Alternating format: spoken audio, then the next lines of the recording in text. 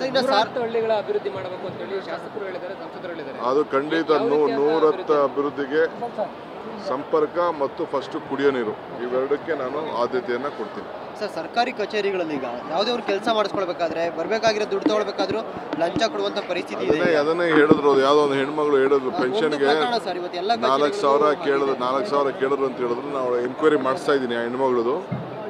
ಈಗ ಸಾಯಂಕಾಲದೊಳಗಡೆ ಅವ್ನು ಯಾರು ಕರೆದು ಏಜೆಂಟ್ ಹತ್ರ ಕಳಿಸಿದ್ದಂತ ಅವ್ನು ಯಾರೋ ಒಬ್ಬ ಹೆಸರು ಹೇಳಿದಾರೆ ಅಮ್ಮ, ಅಲ್ಲೇ ಕುಣಿಸಿ ನಮ್ಮ ಉಪತಹಶೀಲ್ದಾರ್ಗೆ ಹೇಳಿ ಮಾಡ್ತಾ ಇದ್ದೀನಿ. ಸಾಯಂಕಾಲದೊಳಗೆ ಅವ್ನು ಯಾರು ಹುಡುಕಿಸಿ ಸಸ್ಪೆಂಡ್ ಮಾಡಿಸ್ತೀನಿ.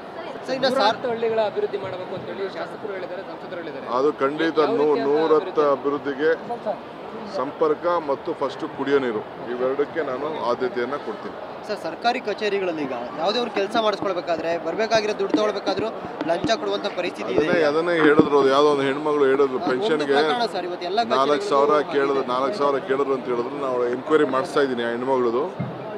ಈಗ ಸಾಯಂಕಾಲದೊಳಗಡೆ ಅವ್ನು ಯಾರು ಕರೆದು ಏಜೆಂಟ್ ಹತ್ರ ಕಳಿಸಿದ್ದಂತ ಅವ್ನು ಯಾರೋ ಒಬ್ಬ ಹೆಸರು ಹೇಳಿದಾರೆ ಅಮ್ಮ, ಅಲ್ಲೇ ಕುಣಿಸಿ ನಮ್ಮ ಉಪತಹಶೀಲ್ದಾರ್ಗೆ ಹೇಳಿ ಮಾಡ್ತಾ ಇದ್ದೀನಿ. ಸಾಯಂಕಾಲದೊಳಗೆ ಅವ್ನು ಯಾರು ಹುಡುಕಿಸಿ ಸಸ್ಪೆಂಡ್ ಮಾಡಿಸ್ತೀನಿ.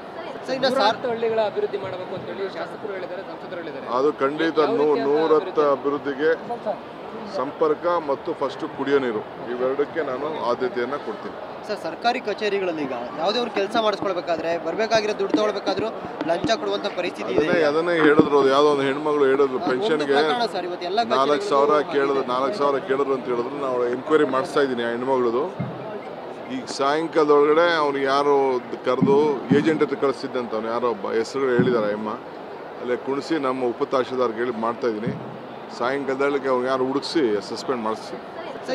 ಹಳ್ಳಿಗಳ ಅಭಿವೃದ್ಧಿ ಮಾಡಬೇಕು ಅಂತ ಹೇಳಿ ಶಾಸಕರು ಹೇಳಿದ್ದಾರೆ, ಸಂಸದರು ಹೇಳಿದ್ದಾರೆ. ಅದು ಖಂಡಿತ 110 ಅಭಿವೃದ್ಧಿಗೆ ಸಂಪರ್ಕ ಮತ್ತು ಫಸ್ಟ್ ಕುಡಿಯೋ ನೀರು ಇವೆರಡಕ್ಕೆ ನಾನು ಆದ್ಯತೆಯನ್ನು ಕೊಡ್ತೀನಿ. ಸರ್, ಸರ್ಕಾರಿ ಕಚೇರಿಗಳಲ್ಲಿ ಈಗ ಯಾವುದೇ ಒಂದು ಕೆಲಸ ಮಾಡಿಸ್ಕೊಳ್ಬೇಕಾದ್ರೆ ಬರಬೇಕಾಗಿರೋ ದುಡ್ಡು ತಗೊಳ್ಬೇಕಾದ್ರೂ ಲಂಚ ಕೊಡುವಂತ ಪರಿಸ್ಥಿತಿ ಇದೆ. ಅದನ್ನೇ ಹೇಳಿದ್ರು, ಯಾವುದೋ ಒಂದು ಹೆಣ್ಮಗಳು ಹೇಳಿದ್ರು ಪೆನ್ಷನ್ಗೆ 4,000 ಕೇಳಿದ್ರು ಅಂತ ಹೇಳಿದ್ರು. ನಾವು ಎನ್ಕ್ವೈರಿ ಮಾಡಿಸ್ತಾ ಇದ್ದೀನಿ ಆ ಹೆಣ್ಮಗಳದು. ಈಗ ಸಾಯಂಕಾಲದೊಳಗಡೆ ಅವ್ನು ಯಾರು ಕರೆದು ಏಜೆಂಟ್ ಹತ್ರ ಕಳಿಸಿದ್ದಂತ ಅವ್ನು ಯಾರೋ ಒಬ್ಬ ಹೆಸರು ಹೇಳಿದಾರೆ ಅಮ್ಮ, ಅಲ್ಲೇ ಕುಣಿಸಿ ನಮ್ಮ ಉಪತಹಶೀಲ್ದಾರ್ಗೆ ಹೇಳಿ ಮಾಡ್ತಾ ಇದ್ದೀನಿ. ಸಾಯಂಕಾಲದೊಳಗೆ ಅವ್ನು ಯಾರು ಹುಡುಕಿಸಿ ಸಸ್ಪೆಂಡ್ ಮಾಡಿಸ್ತೀನಿ.